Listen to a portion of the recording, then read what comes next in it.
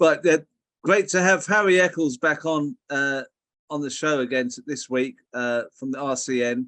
Obviously, an activist in the RCN who was calling for the union not to accept the deal, for members not to accept the pay deal.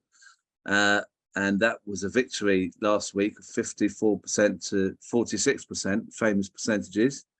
And it seemed that we were going for this strike was going to happen on the May Day bank holiday. And then yesterday, suddenly this statement came out from the Health Secretary, which I'm just going to show on the screen.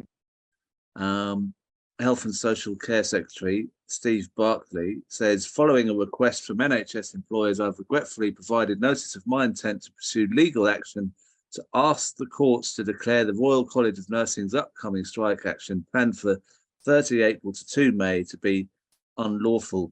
The government firmly believes in the right to strike. It is vital that any industrial action is lawful, and I have no choice but to take action. Strike action with no national exemptions agreed, including for emergency and cancer care, will also put patient safety at risk. This legal action also seeks to protect nurses who could otherwise be asked to take part in unlawful activity that could in turn put their professional registration at risk and would breach the requirements set out in the Nursing Code of Conduct.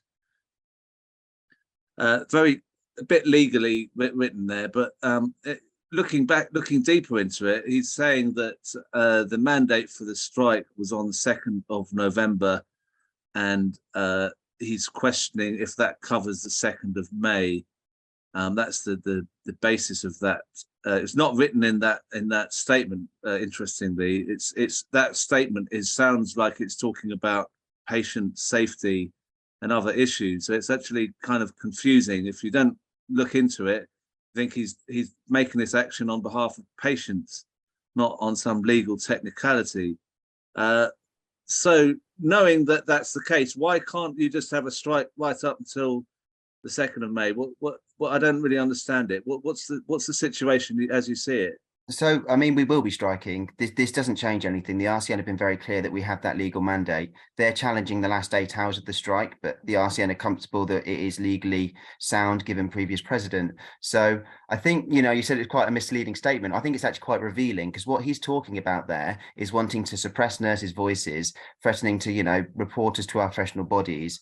It's those intimidatory tactics, and it goes to show that actually he doesn't want a strike at all, because like you said, those first 2 days aren't legally in question at all. It's only 8 hours on the last day, yet what he's trying to achieve is silencing the whole strike mandate and scare nurses out of taking future votes to strike, which is obviously our upcoming ballot, because they don't believe in trade unionism. They don't believe in our right to strike, and we can see that through the new anti-trade union laws they're trying to bring in anyway. So it's just dirty tactics and an attempt to try and scare frontline workers. And I think I'm not going to have lectures on my code of conduct from a health secretary that is happy to preside over an NHS that has 500 excess deaths a week and not do anything. I'm quite comfortable and confident in my decision to strike, and the union have made themselves very clear that they are also confident in their legal mandate to do so. Well, he's in a sense undermined his point about, like you say, the last 8 hours, but because he's put the government firmly believes in the right to strike. So he's signaling that it's fine to strike up until those last 8 hours. So he's undermined his point if he wanted to stop the whole thing with that sentence, dressing it up as anyway, it's frustrating to see this. But the other thing I noticed is, how's he going to come out now and talk to camera about this? Because he's going to be questioned about the 2nd of May, and he won't really have he won't be able to fall back on that kind of bullshit, if you don't mind me saying, that he's come out of in a statement. He's in a funny spot, isn't he? I think the RCN members have really put him in a difficult situation. Well, I don't think he's helped himself, because what he's done is aggravated. He's poking the hornet's nest. He's aggravating that system, because nurses are already feeling not listened to. We're already feeling undervalued. And now not only are they trying to literally silence our legal right to strike, they're insinuating that it's for other reasons to do with patient safety, in spite of that being why we're striking, and then threatening us with legal action, threatening to sue nurses and report us to our professional bodies. And nurses aren't going to take it. And I think, yes, I have spoken to some nurses who are scared by it. And that's the fear factor, isn't it? And if you look at the definition of bullying that we've been talking about, you know, in the news a lot recently to do with Rob, it talked about intimidatory nature, doesn't it? And that's what this is. It's trying to intimidate nurses into not attending picket lines, even though it's their legal duty to do so. But what I am seeing is the backlash of trade unionists, of NHS workers saying, how dare he? How dare he try and undermine our legal right and mandate to do so? And I think that will backfire on him. And I think we will see strong picket lines and we will see nursing turnout higher than ever.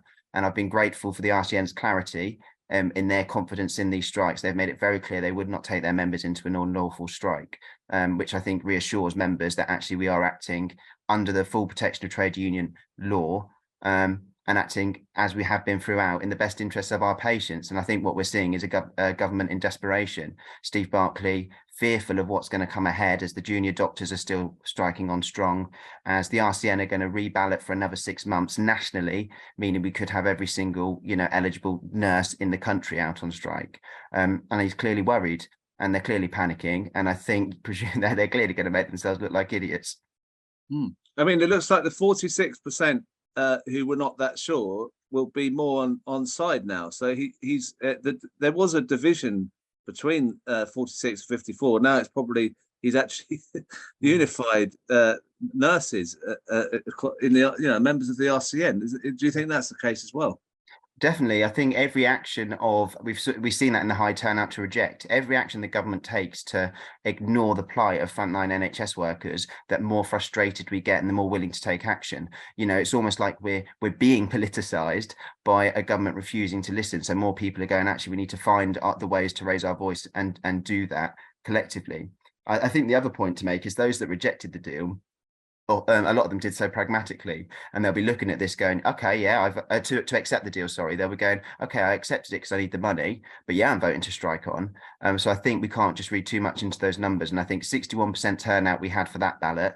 I think this one will be higher because for those exact reasons that people are fed up of being treated as we're treated literally treated as criminals in this instance, saying that we're breaking the law, treated as neglecting our patients, which is so far from the truth. And I think nurses are getting fed up of being kind of spoken down to, and decisions being made about them by politicians who are clearly so far removed from what's actually going on.